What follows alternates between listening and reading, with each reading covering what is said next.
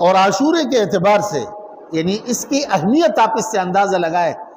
کہ یہود بھی اس روزے کا اہتمام کرتے تھے، عیسائی بھی اس کے روزے کا اہتمام کرتے تھے، اور اسلام سے پہلے مشرکین مکہ بھی اس روزے کو رکھتے تھے، اور آپ علیہ السلام نے مکے میں بھی اس روزے کو رکھا۔ جب آپ وہاں سے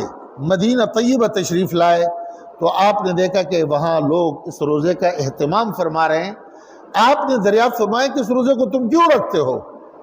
تو بتلایا یہ گیا کہ ہمارے پاس رہنے والے یہود اس دن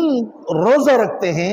عید مناتے ہیں، اور وہ یہ کہتے ہیں کہ اللہ پاک نے ہمیں فرعون کے ظلم و جبر سے نجات اس دن عطا کیا تھا، اس کے خوشی میں ہم روزہ رکھتے ہیں اور عید مناتے ہیں۔ تو آپ علیہ السلام نے فرمایا کہ اگر یہ حضرت موسیٰ علیہ السلام کی وجہ سے یہ کام کر رہے ہیں تو ہم زیادہ اس کے لائق ہے کہ ہم اس کا اہتمام کریں۔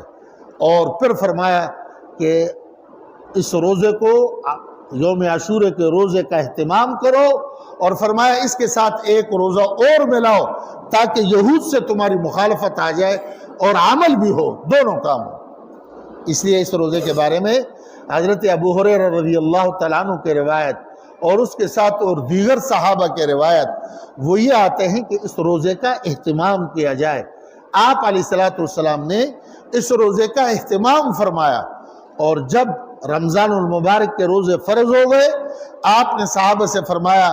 کہ اب چونکہ روزے رمضان کے فرض ہو گئے ہیں تو اس روزے کو تم میں سے جو چاہے رکھے اور جو چاہے چھوڑے، لیکن پھر آگے ترغیب دے دی اور فرمایا کہ دیکھو